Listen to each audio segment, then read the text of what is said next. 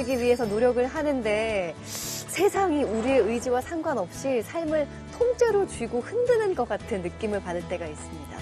이럴 땐 굉장히 좀 우울해지기도 하고 억울하고 무기력해질 때도 있는데요. 이럴 때 우리에게 위안을 주는 말이 있습니다. 바로 괴테의 말인데요.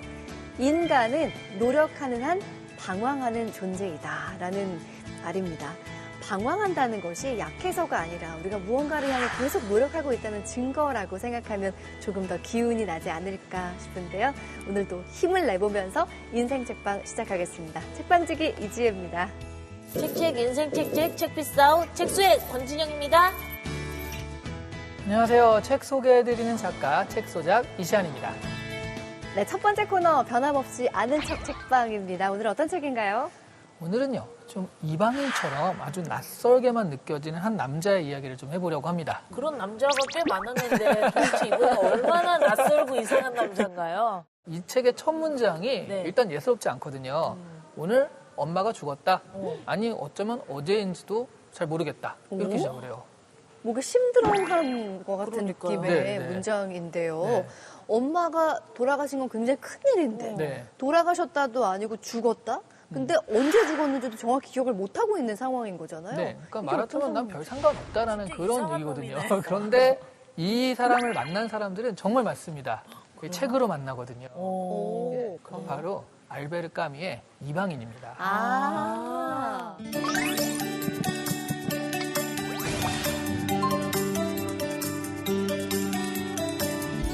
간략한 줄거리를 말씀드리면요.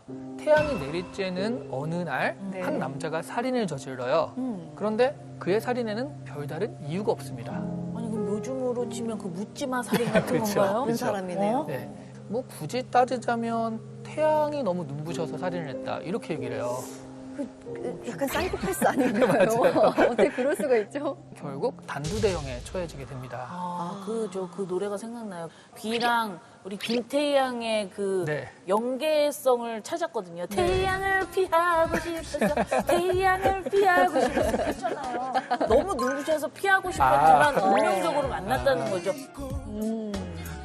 요 남자는 태양 때문에 살인을 저질렀다고 얘기했다고 했잖아요. 네. 근데 이 남자의 범죄 요거 어떻게 이해해야 되나요?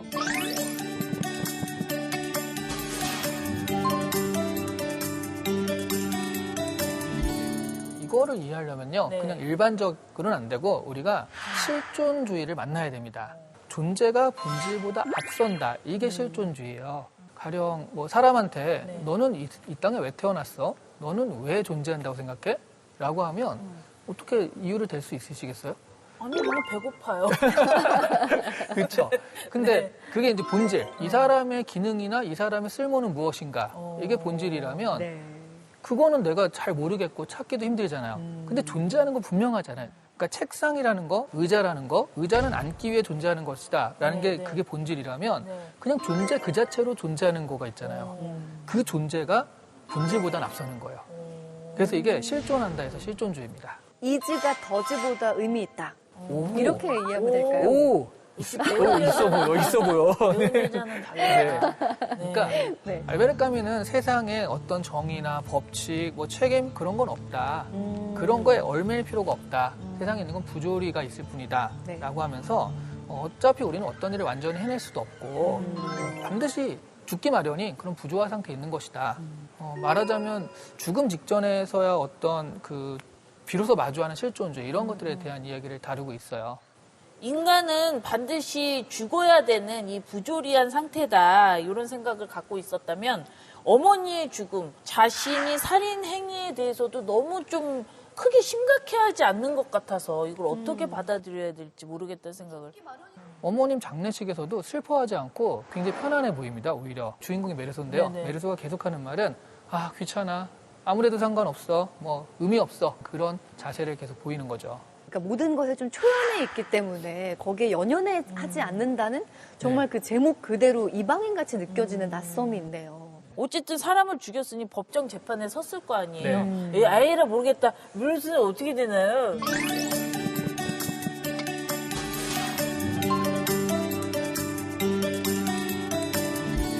일단 메르소가 자신의 욕구에 충실한 사람이에요. 근데 살인 피의자로 잡히면 이제 감옥에 들어가잖아요. 네. 여태까지는 내가 하고 싶은 대로 살았어요. 그러니까 사회에서 주어진 역할에서 상당히 자유로웠지만 죄수라는 역할이 메르소의 본질을 압도하게 되는 상황에 닥치게 되는 거죠.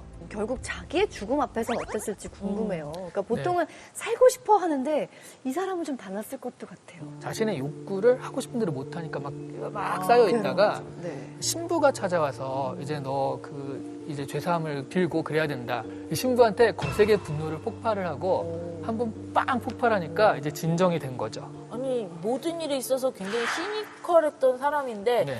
또 분노를 막 쏟아냈다고 하니까 여기 좀 이 부분이 많이 신기하기는 하네요. 네. 그리고 마지막 발악을 한 후에 이 메르소는 다시 또 어떻게 되나요? 내 죽음이 또 다른 현실이구나를 받아들입니다. 그래서 그럼 이 현실에 그럼 충실하자라고 해가지고 오히려 굉장히 그 평온하게 죽음을 받아들여서요. 마지막에 뭐라고 했냐면 그 전에 행복했던 것처럼 지금도 행복하다 하면서 끝이 나요. 정말 독특한 캐릭터를 만들어낸 작가가 네. 궁금한데요.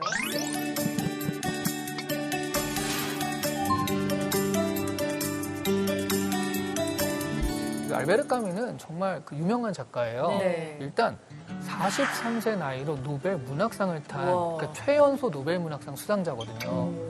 그 프랑스의 소설가이자 극작가이기도 하고요. 시치프의 신화 페스트라는 작품도 되게 유명하잖아요. 네네. 나온 작품마다 다 세계적인 히트를 했어요. 오, 그렇구나. 재밌는 그 사실이 하나 있어요. 뭐예요? 이 사람이요. 네. 원래 그 젊은 시절에 인터뷰란 게 있습니다. 자동차 사고로 죽는 것보다 더 의미 없는 죽음은 없다. 이렇게 얘기를 했거든요. 자동차 사고가 가장 허무하다 네. 했는데 이 사람이 교통사고로 사망을 해요. 부조리한 세상이다를 계속 얘기한 사람이잖아요. 네. 정말 마지막엔 부조리하게 죽은 거죠. 야, 자신의 삶 전반에 걸쳐서 부조리함을 보여준 그렇죠. 작가일 수도 있을 되게 것 같은 생각이 대단한 듭니다. 작가님이신 네. 것 같아요. 네. 얘기 들을수록 좀 어렵다는 느낌이 있긴 하지만요. 이방인을 통해서 인간의 실존과 본질에 대해서 한 번 더 생각하는 계기가 된 것 같습니다. 작가가 마지막까지 좀 행복하게 살았었으면 참 좋겠는데 좀 허무한 그 결론, 그 죽음의 비화를 들으니까 더 좀 마음이 안타까운 생각도 좀 드는데요. 오늘 아는 척 책방은 알베르 까뮈의 이방인 함께 만나봤습니다.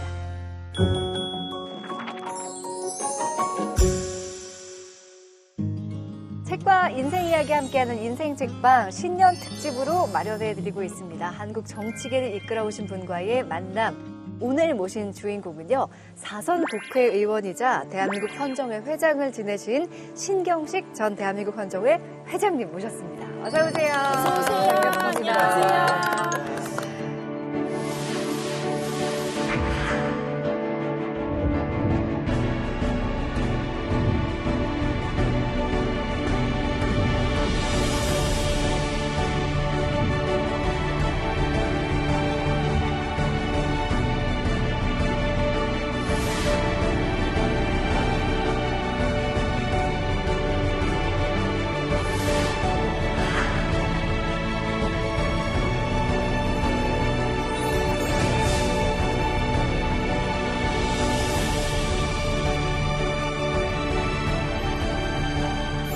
오늘 신경식 회장님을 잠시 소개해드리면요. 앞서 말씀드렸다시피 4선 국회의원이자 우리나라 유력 정치 지도자들의 비서실장만 무려 5번 지내신 분이십니다. 오. 그래서 당시에는요. 직업이 비서실장이냐라는 우스갯소리까지 있을 정도였다고 하는데요. 국회의원의 꽃이라고 부를 수 있는 대한민국 헌정회 회장까지도 지내셨는데 지금은 정치와는 좀 전혀 다른 분야의 일을 하고 계시다고 들었어요. 직접 소개를 좀 부탁드릴게요. 16대 국회까지 네. 사선 의원을 하고 17대 때부터 출마를 하지 않았어요. 네. 그리고서 그 후에는 이 저출산에 대해서 어떻게든지 저출산을 막고 출산을 장려하자 그런 취지로 설립된 육아방송이라고 있어요. 네. 24시간 전국 방송되는 케이블 TV인데 그 육아방송의 대표이사 겸 회장으로 있습니다. 정치계 오시기 전에는 언론인으로 활동하셨죠? 그렇죠. 예. 네. 10년 신문기자 하면서 정치부에서 국회 출입하고 중앙청 출입 그 두 군데만 제가 출입을 하다가 10년 후에 국회로 자리를 옮겼었습니다. 네, 오늘 신경식 회장님과 함께 이야기 나눠볼 인생책은요, 바로 6.25 비록, 전쟁과 휴전, 정일권 회고록이라는 책입니다. 자, 어떤 책인지 먼저 만나보고 올까요? 1950년 6월 25일, 북한의 기습 남침으로 시작된 한국전쟁. 국가의 명운이 직결되는 전선의 수많은 고비에 육해공군 지휘 책임을 지고 참여한 34세 젊은 사령관 정일권이 있었습니다. 이 책은 6.25 전쟁 당시부터 휴전협정에 이르기까지 3년 1개월간의 시간을 군 지휘관의 시선에서 아주 세세하게 기록하고 있는데요. 국군의 38선 최초 돌파 비하인드 스토리부터 국군과 미군의 평양 입성 경쟁까지 지금까지 우리가 몰랐던 6.25 전쟁의 뒷얘기까지 담겨있는 6.25 비록, 전쟁과 휴전, 정일권 회고록입니다. 네, 젊은 세대들, 요즘 젊은 세대들에게 6.25 전쟁을 얘기하면 아주 오래전 역사라고만 생각을 하더라고요. 이 끔찍한 전쟁이 어떻게 일어났는지, 어떤 의미를 갖는 건지 좀 제대로 모르는 경우가 많다라는 생각을 하게 됐는데, 부끄럽지만 저도 이 책을 통해서 새롭게 알게 된 내용들이 굉장히 많습니다. 두 분은 어떻게 읽으셨는지 궁금해요. 저도 좀 부끄러운데요. 저는 38선이랑 휴전선이 같은 건 줄 알고 있었거든요. 근데 이 38선은 광복 이후에 소련과 미국이 나눠놓은 선이고, 그리고 휴전선은 전쟁이 종료된 시점을 기준으로 나눈 선이더라고요. 근데 이 책을 읽으면서 이렇게 또 배워나가는 것 같아요. 우리 작가님은 어떠셨어요? 보통 우리가 6.25 전쟁하면 그 6.25 전쟁을 당했던 민중의 입장에서 쓴 책이나 이런 것들은 좀 있잖아요. 네. 근데 이거는 젊은 지휘관의 입장에서 쓴 책이라 상당히 좀 특이했다라는 생각이 들고요. 근데 당시 수많은 참전 용사가 도대체 어떤 마음가짐으로 이 전쟁에 임했는지 이런 것들을 좀 잘 보여주고 있더라고요. 그래서 이 땅을 지키기 위해서 그렇게 열심히 그리고 정말 목숨 바쳐서 싸우셨던 그런 분들의 이야기 때문에 좀 숙연해지는 마음이 드는 책이었어요. 네. 사실 전쟁이 옛날 얘기가 아니잖아요. 요즘도 세계 곳곳에서 크고 작은 전쟁들이 일어나고 있는 시점에 읽은 책이라서 더 의미가 남다르게 다가왔는데요. 사실 요즘 구할 수 없는 책입니다. 네. 그런데 이 6.25 비화, 전쟁과 휴전, 이 책을 인생책으로 고르신 이유가 있을까요? 이 책은 1985년에 정일권 6.25 당시 참모총장 하셨던 그분이 동아일보에 6개월간 연재를 한 책이에요. 그 6개월간 동아일보에 쭉 연재했던 걸 끝난 뒤에 취합해서 그 다음에 정월달에 책으로 낸 게 이 전쟁과 휴전입니다.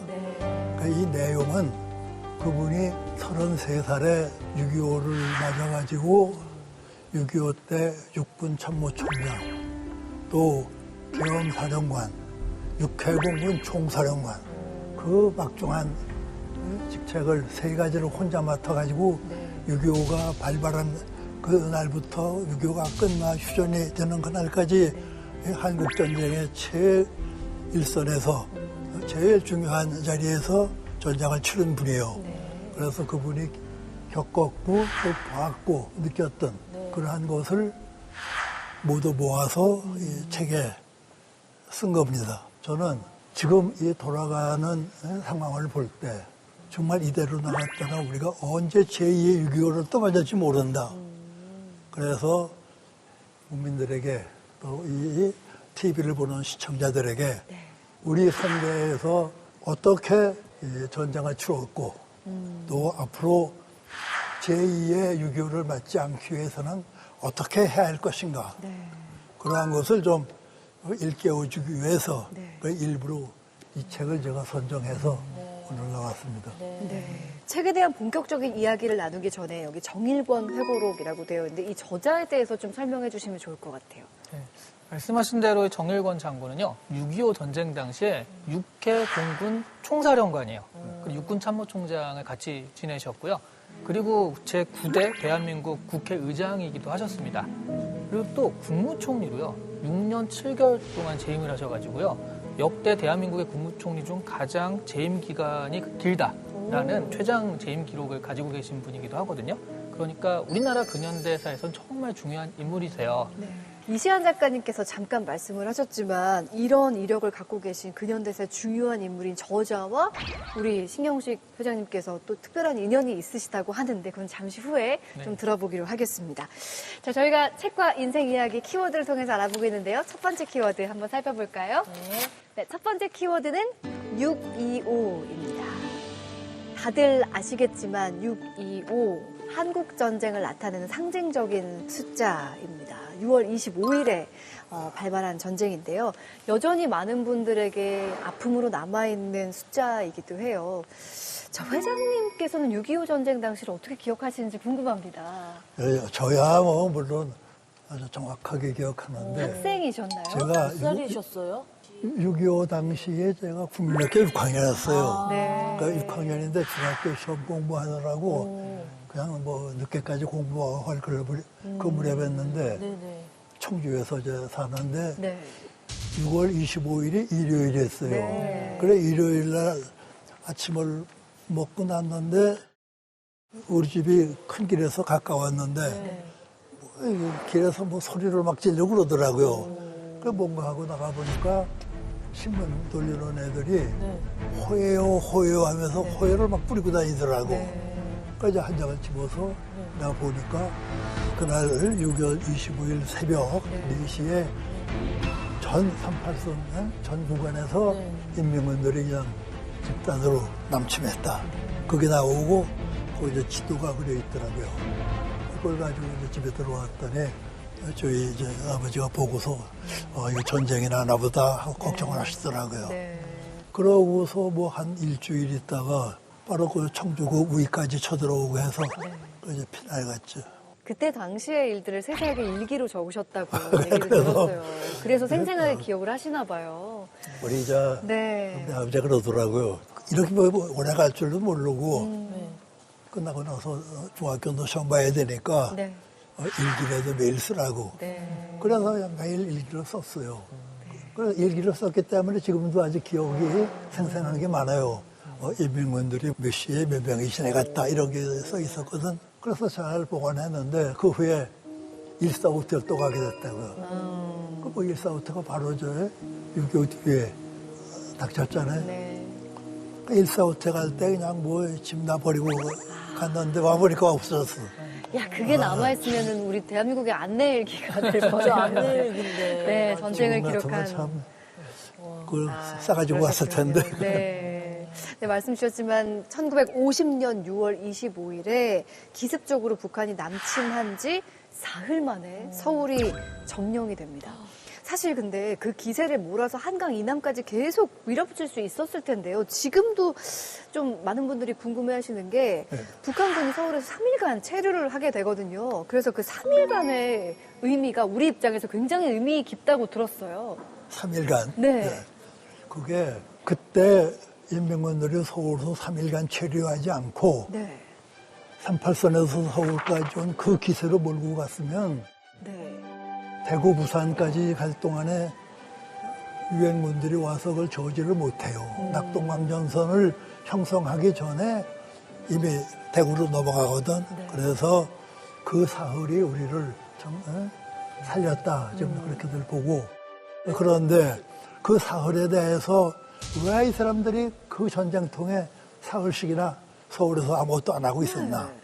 거기에 대해서 분명하게 이것 때문에 그렇다 하는 답은 없습니다. 그러나 후세 전문가들이 이제 분석하는 게 한 3가지 그 분석을 하고 있어요. 하나는 45년 해방되고서 남한에 있다가 이 남한에서 공산 세력들을 모두 부속하고 활동을 못하게 하니까 북으로 많이 도망을 갔단 말이에요. 만일 우리가 남한을 침공해 나가면 남한에 있는 우리 조직들이 하루아침에 전국에서 봉기해가지고 공산화되니까 서울서 기다려봐라.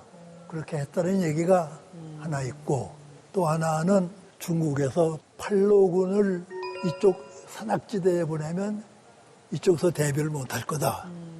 그래서 사흘을 기다리면서 팔로군들이 춘천 점령하고 서울로 들어오기를 기다리는데 사흘을 걸렸어요. 그랬군요. 3번째 얘기는 또 뭐냐? 오래되지 않은 얘기인데 김일성이가 이남을 남침을 할 때 모든 걸 소련하고만 상의하고 소련 무기를 갖다가 뭐 전장을 했단 말이야. 그러니까 중공에서 뭐 대통령이가 좀 섭섭한 기색을 표했어요. 네. 그러니까 수도를 점령했으니까 한숨 놓고 특사를 뭐 대통령한테 보내서 지금 우리가 여러 가지 상황이 급해서 중국하고 충분한 협의를 못한 걸 양해해달라. 그 기간이 서울에 그 사람들이 머물러 있던 기간이에요. 네. 그 이유가 뭐든 참 우리 입장에서는 참 다행스러웠던 3.1이라는 생각이 드는데요. 이 책은 6.25 당시부터 휴전협정에 이르기까지의 그 과정들을 아주 세세하게 기록을 하고 있습니다. 밀고 밀리는 전투가 3년 동안이나 지속이 된 건데요. 그 중에서도 좀 인상적인 전투 있으실까요? 6.25 나서 서울을 적군이 점령한 뒤에 사흘을 기다렸다가 다시 이제 남침을 하는데 그 과정에서 두 가지 큰 이벤트가 있었어요. 하나는 7월 5일 날 네. 경기도 오산까지 갔는데 네. 오산에 중미령이라는 고개가 있어요. 네. 그 고개에서 미군하고 맞닥뜨렸어요.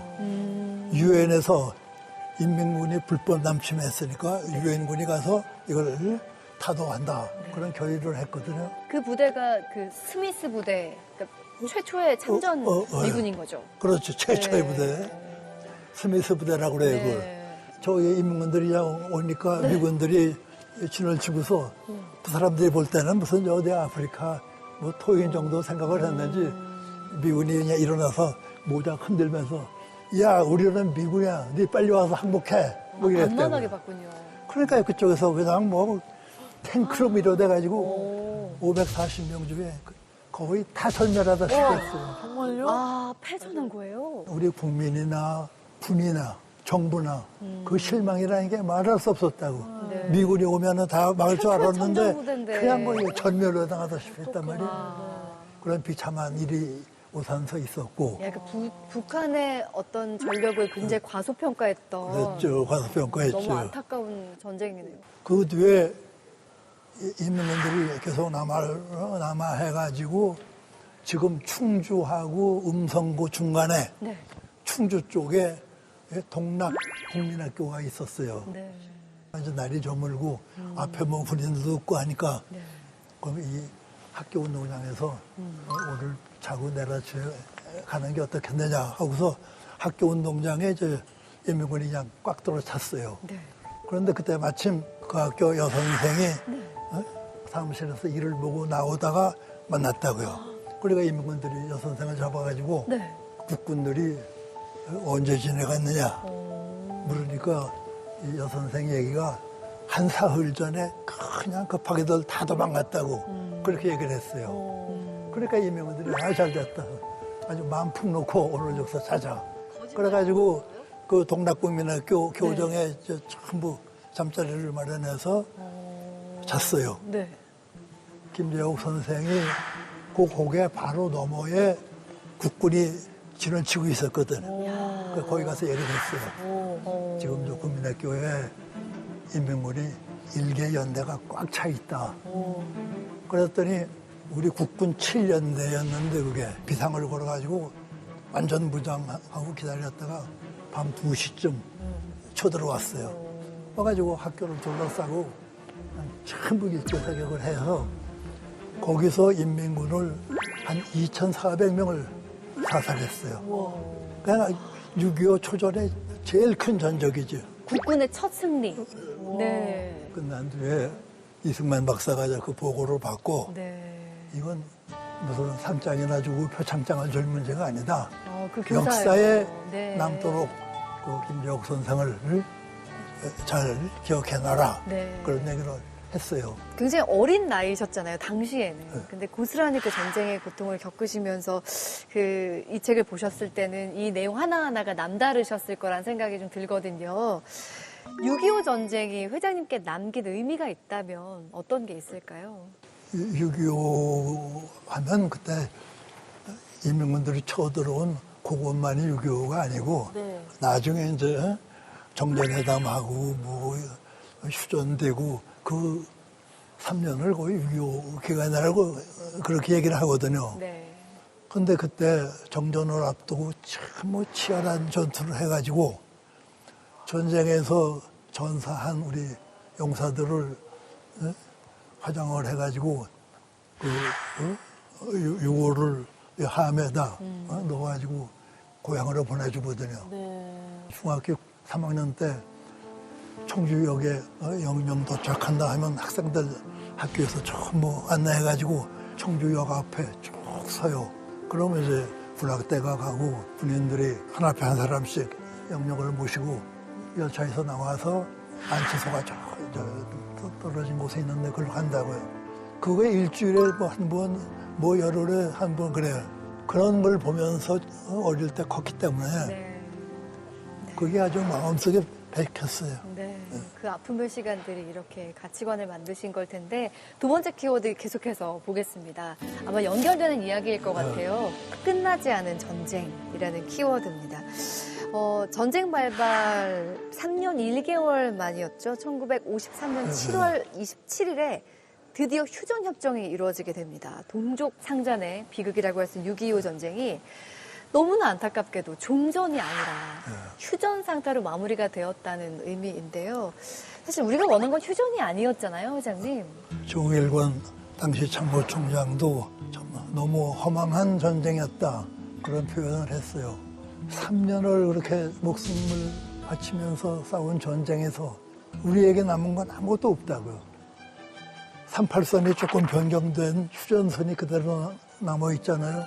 그때 분위기로서 우리는 북진을 해서 압록강까지 갔었으니까 그때 그냥 잘 대처했으면 통일을 이룩할 수 있는 건데 중공군이 갑자기 오는 바람에 이게 착오가 났는데 네. 중공군이 왔어도 그때 우리가 대응을 해서 그 후퇴하는 선을 원산서 평양까지 그 정도 후퇴해서 거기서 전력을 재정비했으면 그걸 막을 수 있었는데 네. 그냥 워낙 날씨가 춥고 그러니까 다 그냥 끝났단 말이에요. 네. 그래서 우리로서는 참 아주 안타까운 기회를 놓친 거죠. 안타깝게 기회를 놓쳤어요. 그렇죠. 이 정일권 의장님께서도 군 지휘관이었으니까 그 휴전에 관련돼서 굉장히 많은 고민과 번민이 있으셨을 것 같아요. 아마 휴전이 아니라 정말 끝까지 마무리를 했다면 지금과 같은 아픔은 없을 거라는 생각이 좀 드는데요. 사실 키워드가 끝나지 않은 전쟁이잖아요. 아직도 휴전 상태인 거고 세계 곳곳에서 전쟁이 막 벌어지고 있다 보니까 언제든 6.25 전쟁과 같은 비극이 벌어질 수 있다라는 두려움 속에서 지금도 지내게 되는데 젊은 세대들은 사실 이걸 많이 못 느끼는 것 같습니다. 글쎄, 그게 참 네, 안타까워요. 네. 그 회장님 보시기에 우리 젊은 세대들이 어떻게 6.25 전쟁을 기억했으면 좋겠는지. 6.25 전쟁을 직접 겪었던 우리로서는 네. 무언가 이제 매듭을 줘서 네. 북한의 그 공산주의를 완전히 타도해야 하는 게 우리의 참 사명으로 알고 있는데 지금 완전히 또 공존 상태가 됐단 말이에요. 그래서 후배들에게, 후진들에게 지금 우리나라는 일종의 그 휴전 상태다. 휴전이라는 건 언제 전쟁이 또 바로 돌발할지 모르는 그런 잠재적인 전쟁 상태다. 그런 인식을 좀 주는 게 중요하다고 생각해요. 네. 지금 이제 젊은 사람들은 6.25를 무슨 임진왜란이나 병자호란 때 같은 생각을 하는 사람들이 많다고요. 역사의 이야기도 생각하죠. 그래서 불과 한 70년 전에 있었던 일이고 그때 얼마나 많은 국민들이 우리 백성들이 죽었고 군인들이 산화했나 이런 걸 좀 젊은 사람들한테 교육을 시켜서 젊은 사람들이 공산주의라는 게 어떤 거라는 그 인식을 넣어주는 거 이게 지금 우리가 꼭 해야 할 일이라고 저는 생각합니다. 네. 아, 전쟁 이야기하니까 참 너무 가슴이 아프고 무겁습니다, 안타깝습니다. 정말. 네. 그래서 이렇게 무거운 분위기를 조금 밝게 만들기 위해서 권진영의 쉬는 타임을 준비했습니다, 예, 회장님. 제가 회장님에게 이제 가장 인생 사진을 좀 보여달라고 말씀을 드렸거든요. 네. 그랬더니 우리 회장님께서 바로 이 사진을 뽑아주셨습니다. 오, 네. 뭘 받고 예. 계시는 사진이네요. 이 사진이 회장님 인생의 큰 전환점이 되는 사진이라고 들었거든요. 네. 어떤 장면인가요? 오늘의 그 주제가 네. 바로 저분이 쓴 책이 주제가 되어 있고 아, 저분이 정일권 저분이 겪었던 장군님. 모든 일들을 우리가 지금 얘기를 하는 거란 말이에요. 아. 그래서 저분을 주제로 선정을 했는데 네. 저 사진 때는 국회의장으로 계실 때요. 네. 참모총장이나 국무총리 마치고 네. 국회의장 하실 때인데 회장님, 제가 이쪽이 그때 회장님이신 거죠? 비서실장으로 완전 꽃미남이셨네요. 키도 크시고요. 네. 영화 배우인 줄 알았어요. 그러니까 꽃미남. 제가 저 비서실장으로 임명장 받을 때입니다. 저게. 와, 그러시군요. 신문 기자로 일하시다가 정일권 의장님의 권유로 이제 정계에 입문하셨다고 들었거든요. 의장님 눈에 띈 사연이 또 있다고 하셨는데, 2년이 된 것은 제가 그때 중앙청 출입 기자를 했는데 네. 그 5월 9일인데 그날이 63년 5월 9일 비가 부슬부슬 오는데 출입처인 중앙청을 제가 나갔어요. 네. 그때 제가 나이가 25인가 그랬는데 기자실에 이제 들어가서 이 개각이 어떻게 돌아가나 알아보려고 중앙청 기자실에 열쇠를 이제 받으러 경비실에 제가 들어갔어요. 그래서 기자실 열쇠를 받고 나오려다 보니까 어둑어둑한데 어떤 분이 전화를 걸고 있더라고요. 그 힐끗 보니까 어디서 많이 본 얼굴이에요. 네. 그때는 텔레비라는 게 없으니까. 그런데 보니까 이분이 6.25 때 참모총장 했던 정일권 씨다. 그때는 대한뉴스라는 게 있었잖아요. 네. 거기에 늘 나오거든, 그 대한뉴스에. 그래서 보니까 바로 그분이란 말이야. 전화 소리가 들리는데 형님이 외무부 장관을 맡아주세요. 전화에다 대고.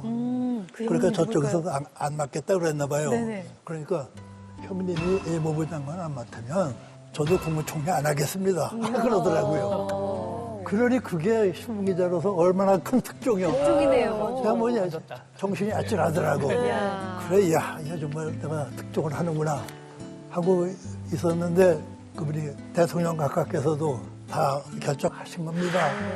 그러고서 전화를 끊고 나가더라고요. 네. 기자실 갈 필요도 없어서 그냥 바로 신문사 와서 기사를 썼다고. 국무총리 정일권, 외무부 장관 손원일. 그래서 특종을 했습니다. 네. 특종을 해서 다음날 월요일날 신문에 그냥 일면 톱으로 국무총리 정일권, 외무부 장관 손원일. 다른 신문들 나온 거 보니까 금주중 개각할 듯, 총리는 오리무중, 뭐 이런 식으로 모두 나왔어요. 네. 그러니까 그분도 저희 신문을 보고서 속으로 좀 놀랬겠죠. 자기하고 대통령하고 단둘이 한 얘기인데 그냥 톱 기사가 나니까. 그래서 이제 총리 임명된 뒤에 한 달에 한 번씩 꼭 같이 만나서 식사하면서 돌아가는 얘기들 하고 그렇게 해서 한 6, 7년 하다 보니까 뭐 완전히 그냥 뭐 혈육 같은 그런 정이 들어서 나중에 국회의장 되신 뒤에 같이 일하자. 그래서 국회의장 처음에는 수석 비서관으로 갔다가 비서실장으로 6년간 모셨죠. 제3공화국의 드라마의 한 장면 같거든요. 네. 우리 회장님의 인생에 대한 대한민국 정치가 담겨 있는 느낌이어서, 네. 이거 제가 선물로 드릴게요. 이거. 아이고, 감사합니다. 네. 신경식 회장님과 함께 책과 인생 이야기 나눠보고 있습니다. 마지막 키워드 함께 살펴보겠습니다. 네, 마지막 키워드는 7분 능선입니다. 7분 능선이 우리 회장님의 인생 철학이자 가치관이라고 얘기를 들었어요. 예. 어떤 의미일까요? 국회의원을 16년 하라고 저 그만뒀는데 그만둔 뒤에 무언가 여러 가지 겪었던 사연들을 좀 모아서 회고록을 하나 써보고 싶다. 그런 생각이 나서 책을 하나 썼습니다.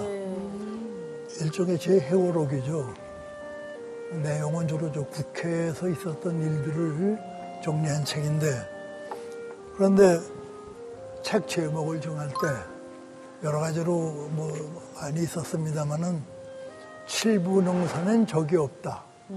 그런 제목이 마음에 들어서 네. 칠부능선은 적이 없다라는 책을 냈어요. 동아일보에서 발간했는데 9판을 찍었어요. 9세. 우와, 정말요? 개인 회고록이 9세라는 건 베스트셀러인데요? 대통령 저서 빼고는 개인 회고록으로는 아직까지 기록입니다. 그게. 네. 그래서 칠부능선엔 적이 없다 해가지고 그 뒤로 친구들이나 아는 사람들이 저를 칠부능선 그렇게 이제 부르기도 하고 그러는데 왜 칠부능선이냐? 네. 제가 쭉 사회를 살다 보니까 모두들 부부 10부로 올라가려고 그 발버둥 치는 그런 그룹이 있고 네. 아예 포기하고 그냥 뭐 한 5부, 6부에서 만족하는 사람도 있고 근데 내가 볼 때 9부, 10부까지는 나로서는 역량도 없고 야망도 없고 또 4부, 5부에 머물러 있기에는 내가 좀 억울한 것 같고 네. 그래서 7부 정도 능선에서 나는 인생을 살자 그런 생각을 일찍 좀 했어요. 그래 그런 생각을 한 이후로 네. 계속 7부에 맞는 생활을 해왔어요. 그게 이제 배가지고 7부 능선에 인물이 됐는데 그 7부 능선이 되고 나니까 참 편해요. 그래서 나는 그저 나대로 살자. 그래서 7부 능선에 좀 만족하고 살고 또 왜 이왕 정치를 하는데 큰 정치 야망 없이 그랬느냐 그런 얘기를 하는 분들도 있는데 욕심이 더 나셨을 것 같기도 한데. 네. 그런데 고향이 충청도고 또 제가 장남인데 어려서 우리 할아버지, 할머니, 아버지, 어머니 그리고 7남매가 한 집에 같이 살았어요. 어른들 모시고 형제 자매 속에서 살다 보니까 뭔가 그렇게 혼자 뛰어나는 그런 생활이 아니고 뭔가 같이 가는 생활 그런 생활이 어려서부터 아주 배워버렸어요. 그래서 그런 같이 동행하는 생활이 그게 7부 능선이 제 적격이다 하는 걸 느꼈습니다. 네. 이제야 비결을 좀 알겠습니다. 우리 회장님께서 여야 할 것 없이 그 정상급 그 정치 지도자의 최측근으로서 결단의 순간을 함께 하셨던 비결이 바로 그 7분 능선까지 오르자라는 그렇죠. 마음 덕분이었구나라는 생각을 하게 되는데요. 지금은 이제 정치에서 한 발 물러나서 이렇게 바라보고 계시잖아요. 그러신 만큼 정치 중심에 있을 때와 좀 생각이나 좀 다르게 보이는 것들도 있으실 것 같거든요. 제가 그 국회에서 활동할 때하고 지금하고 비교해 보면은 네. 참 뭐 긴 세월의 안연 그 공백이 길지 않은데도 아주 너무 대조적인 게 많아요. 그때 80년대, 90년대, 2000년대 초반 그때만 해도 여야 간에 지금같이 이렇게 그냥 적과적으로 대하지 않고 늘 본회의장이나 상임위에서 언성을 높여도 끝나고 나면 그냥 허허 웃으면서 저녁에 술도 마시고 점심도 같이 하고 늘 그랬다고요. 지금은 뭐 전혀 완전히 적과적이 대하는 것 같아요. 그래서 저로서는 이 국회가 이렇게 너무 감정적으로 극렬하게 대립하면은 국회뿐 아니고 그 피해가 국민에게도 온다. 좀 타협적으로 서로 융화적으로 나가는 게 좋겠다. 그런 생각을 합니다. 그래서 어떻게든지 서로 융화해서 정말 서로 토론하고 충분히 협상해서 결론을 내는 그런 정치를 해야 한다고 저는 봅니다. 올해 특별히 총선이 있는 해기 때문에 정치 후배들이 이 말씀 좀 귀감으로 여길 수 있었으면 참 좋겠습니다. 네, 오늘 진영 씨 회장님 만난 소감 어떠셨어요? 고전을 읽으면 삶의 지혜를 배운다고 배웠거든요. 네. 근데 우리 회장님을 만나니까 이 약간 고전적인 전쟁 얘기라든지 이런 걸 해주시니 또 삶의 지혜를 배우는 것 같습니다. 감사합니다. 우리 이시안 작가님 추천표 부탁드릴게요. 이게 또 지휘관 입장에서 6.25를 다룬 얼마 안 되는 책이긴 하거든요. 게다가 그 가장 탑에 있는 그래서 육해공군 총사령관 입장에서 쓴 것이라 6.25 전쟁을 좀 입체적으로 이해하는 데 굉장히 도움이 되는 책이 아닐까 싶습니다. 네. 자, 2024년 푸른 용의 해가 밝았습니다. 시청자 여러분께 마지막 희망의 메시지 부탁드릴게요. 갑진년은 이게 참 용의 해인데 또 용 중에도 청룡의 해라고 그럽니다. 네. 그 청룡이라는 것은 정말 여러 가지 지혜라든지 모든 그 좋은 서기가 어린 해인데 네. 이 갑진년 새해를 맞이해서 시청자 여러분들 그 활용점정이라는 게 있잖아요. 그림을 그려서 마지막에 눈동자를 잘 그린다. 네. 청룡의 그 눈동자를 잘 그려서 금년 1년이 아주 화목하고 행복하고 네. 활기찬 한 해가 되기를 빌어마지 않습니다. 네, 고맙습니다. 네, 바쁘신 와중에 인생 책방 초대에 응해주셔서 감사합니다. 올 한 해 우리 회장님께도 정말 활기찬 해가 되길 바랍니다. 자, 지금까지 신경식 전 대한민국 헌정회 회장님과 함께했습니다. 고맙습니다. 감사합니다. 감사합니다.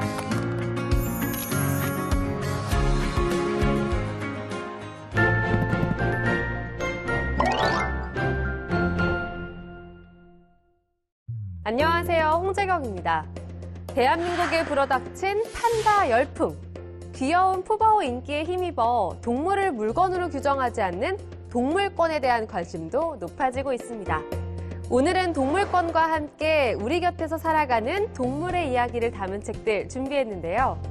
전문가의 금주의 서평, 국회도서관과 함께하는 화제의 도서까지 지금 바로 만나볼까요?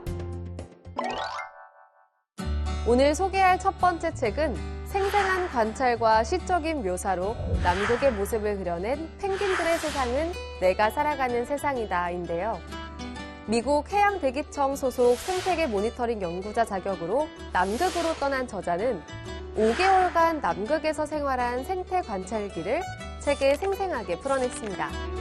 처음에는 그저 관찰 대상에 불과했던 펭귄과 교감하며 탐험과 연구 대상이던 남극이 더 이상 펭귄이나 물개의 터가 아닌 자신이 사는 세상 그 자체라는 것을 깨닫게 되는데요.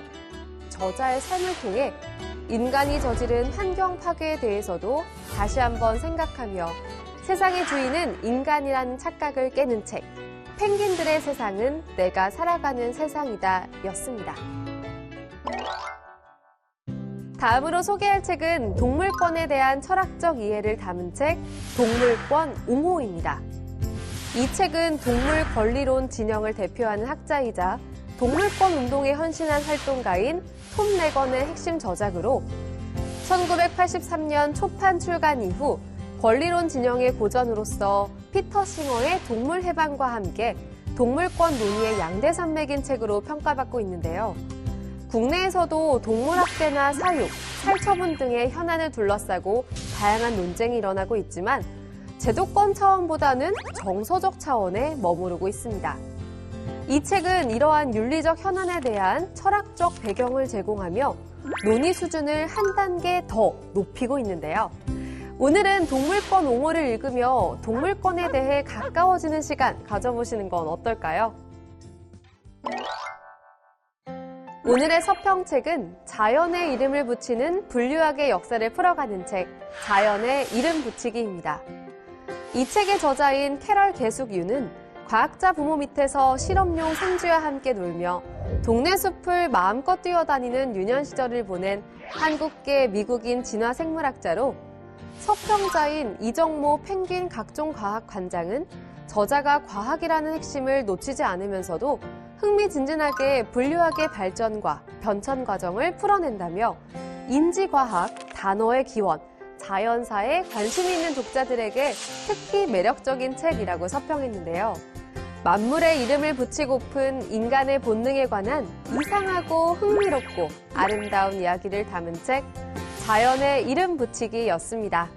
국회도서관과 함께하는 화제의 책, 첫 번째로 소개할 책은 푸바오의 행복한 일상을 담은 포토 에세이집, 푸바오 매일매일 행복해입니다. 2020년 7월 20일에 태어난 국내 탄생 1호 아기 판다 푸바오가 어느덧 3살이 되었는데요. 최근 100일을 맞은 아기 판다 시절부터 홀로 서기를 시작한 푸바오의 모습, 엄마와 사육사 할부지 도움 없이 자신의 삶을 꾸리는 모습 등 푸바오의 행복한 일상을 담았습니다. 다음으로 소개할 책은 정상동물입니다. 도축당하고 실험대에 올려지고 동물원과 수족관에 감금된 동물들. 동물의 목소리를 대변하는 동물권 변호사인 저자는 고통받지 않을 권리를 넘어 행복하게 살아갈 권리로 동물의 권리와 비거니즘의 윤리를 책에 담았는데요. 책을 통해 동물의 권리를 새롭게 상상하고 동물과 인간이 공생할 수 있는 방법을 탐구했습니다. 마지막으로 소개할 화제의 책은 최고의 철학가와 사상가에게 주어지는 홀베르그상과 2022년 국제 스피노자 렌즈상을 수상하며 커커스, 퍼블리셔스 위클리, 사이언스 등 현지 언론사의 극찬을 받은 책 동물을 위한 정의인데요. 저자인 법철학자 마사 누스바움은 동물 권리에 관한 철학적 분석을 통해 동물의 역량을 보장하고 보호하는 것이 번영하는 동물의 삶을 위한 우리 공동의 책임이라는 메시지를 전하고자 했습니다. 오늘 뭐 읽지? 오늘은 동물을 주제로 함께 해봤는데요. 동물은 지구를 공유하는 공동 생활자이기도 하죠. 오늘은 책을 통해 동물에 대해서도 생각해보는 시간 가져보시길 바랍니다. 동물에 대한 이야기를 담은 책을 소개한 오늘 뭐 읽지? 행복한 푸바오의 일상처럼 미래의 동물들이 더 행복한 일상을 맞이하길 바라면서 다음 주에도 새로운 주제와 함께 다양한 책으로 다시 인사드리겠습니다. 고맙습니다.